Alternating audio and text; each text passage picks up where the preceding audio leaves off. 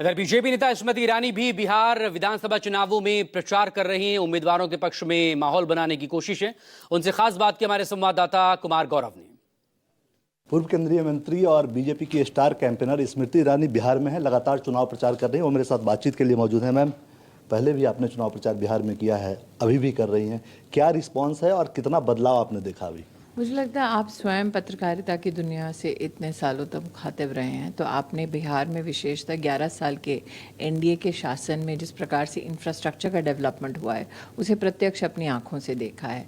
गरीब परिवारों तक राशन पहुंचाना, गरीब घरों में टॉयलेट का बनना, किसान सम्मान निधि का हर किसान का एक दायित्व के स्वरूप में उस तक वो सहयोग पहुंचाना, ये सारी बातें आपने प्रत्यक्ष रूप से बिहार में देखी है। तो आप ही भारतीय जनता पार्टी ने एनडीए के विकास के कार्यों का प्रमाण है। मैम, दूसरा सवाल है कि 10,000 रुपये महिला रोजगार योजना के तहत प्रधानमंत्री की तरफ से जारी किए गए, मुख्यमंत्री की तरफ से जारी किए गए। विपक्ष कह रहा है कि वोट खरीदने की कोशिश है। अगर महिला को स्वावलंबी करना वोट खरीदना है तो मुझे लगता है विपक्ष हमारे लोकतंत्र को एक बहुत ही निम्न स्तर पर आंकता है। अगर महिला के माध्यम से एक परिवार को सक्षम बनाना वोट खरीदना है तो मुझे लगता है विपक्ष न सिर्फ उस महिला का बल्कि उसके परिजनों का भी अपमान करता है। अगर महिला के माध्यम से शिक्षा का संचार करना, उद्योग रोजगार को बढ़ावा देना कहीं ना कहीं उन्हें ऐसा लगता है कि वोट खरीदने का पाप है, तो मुझे लगता है उन्होंने महिला को, महिला की आत्मनिर्भरता को और महिला के सम्मान को बहुत ऊंचा आंका है। कांग्रेस के दो बड़े नेताओं की तरफ से, राहुल गांधी की तरफ से और मल्लिकार्जुन खड़गे की तरफ से, दो नया तमगा प्रधानमंत्री को दिया गया है। राहुल गांधी ने कहा महानौटंकीबाज हैं, वोट के लिए डांस भी कर सकते हैं, नाच भी सकते हैं। वहीं खड़गे साहब ने कहा कि महाझूठे हैं। मुझे लगता है कांग्रेस के नेतृत्व से इस प्रकार की ऊंची राजनीति और ऊंची बयानबाजी की अपेक्षा राष्ट्र अब रखता है, क्योंकि जब विकास का मुद्दा आता है तब लोकतांत्रिक ढांचे में जब उनके पास सत्ता थी तब उन्होंने बिहार में वो इंफ्रास्ट्रक्चरल विकास क्यों नहीं किया, बिहार में जनधन के खाते क्यों नहीं खोले, बिहार में मुद्रा योजना के माध्यम से गरीब तबके के लोग जो स्वावलंबन की दृष्टिकोण से स्वरोजगार करना चाहते थे उनको सहायता क्यों नहीं दी, ये सारे प्रश्न खड़े उठते। तो चूंकि वो इन प्रश्नों का उत्तर नहीं दे सकते, इसलिए स्वाभाविक है कि वो इस प्रकार के ऊंचे कटाक्ष प्रधानमंत्री पर करें। आप लोगों की तरफ से लगातार कहा जाता है कि नीतीश जी का राज जो है सुशासन का राज है, और बार बार बताया जाता है जनता को कि जब लालू यादव का राज था या आरजेडी का राज था तो वो जंगल राज था।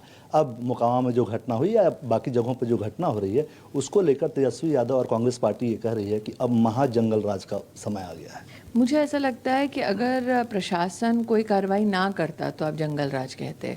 अगर मुख्यमंत्री के घर में उनके साले साहब किसी महिला का बलात्कार करके, जो लालू जी के राज में हो चुका है, ये सारे अगर कृत्य होते तो आप कह सकते थे कि जंगल राज है।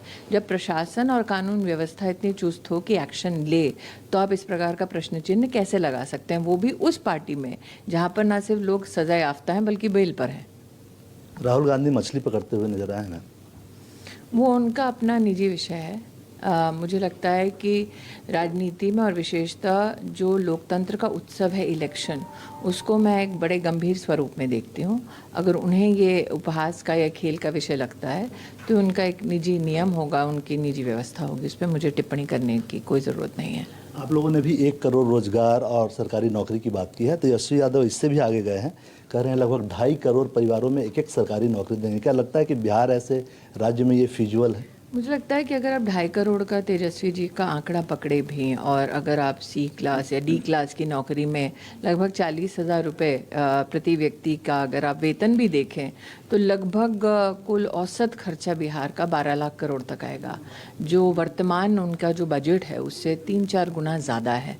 तो कहीं ना कहीं विकास के पैमाने पे, वित्तीय दृष्टिकोण से वो भी जानते हैं कि उन्होंने जो घोषणा की है वो कहीं ना कहीं धरातल पर फलीभूत नहीं हो सकती। आपका ध्यान आकृष्ट करूंगी कि कांग्रेस के एक और नेता से ये प्रश्न किया गया एक पत्रकार द्वारा कि तेजस्वी जी ने ये जो प्रस्ताव किया है उसकी आप भरपाई कहाँ से करेंगे, तो कांग्रेस के ही नेता ने कहा वो जाने। तो जब कांग्रेस के अंदर ही इस प्रकार का कहीं ना कहीं कॉन्फिडेंस नहीं है इस घोषणा के प्रति, तो आप समझ सकते हैं कि जनता इस घोषणा को किस दृष्टिकोण से देखती। तेजस्वी यादव युवाओं के बीच जा रहे हैं और कह रहे हैं कि अब वक्त बदल गया है, पुरानी गलतियां अब नहीं होंगी, सबको साथ लेकर चलेंगे। साथ ही ये भी आरोप लगा रहे हैं कि फैक्ट्री गुजरात में लगाते हैं, कम कट्टा से कम स्वीकार तो किया कि गलती की है, और मुझे लगता है कि वही जनता के मुख से प्रमुख चर्चा का विषय बन चुका है। पहले तो कहते थे कि कोई गलती की ही नहीं है, और अब उस गलती को छुपा नहीं सकते क्योंकि उस गलती पर कोर्ट का निर्णय आ चुका है। मेरा एक आखिरी सवाल है मैम कि आपको लगता है कि फिर से 14 तारीख को जब परिणाम आएगा तो आप लोगों की ही सरकार है, ये कॉन्फिडेंट हैं क्योंकि आप लगातार घूम भी रही हैं? देखिए, हम विकास के मुद्दे के ऊपर जब जनता का ध्यान आकृष्ट करते हैं, कंपेयर करते हैं कि आरजेडी का जब शासन था और जब एनडीए को आपने बागडोर दी और वो भी केंद्र के साथ समन्वय में एनडीए के पास जिम्मेदारी आई, तो किस प्रकार से किस गति से बिहार में विकास हुआ है, वो साक्षात प्रमाण के साथ जनता के बीच में जा रहे हैं। इसलिए जब हम कहते हैं कि पुनः एनडीए की सरकार बन रही है, तो वो इसी आधार के अंतर्गत कह रहे हैं। तो विश्वास यही है कि 14 तारीख को पुनः भारतीय जनता पार्टी ने एनडीए की सरकार बनेगी। धन्यवाद आपका। कैमरामैन दिलीप के साथ कुमार गौरव, पटना, न्यूज़ 24।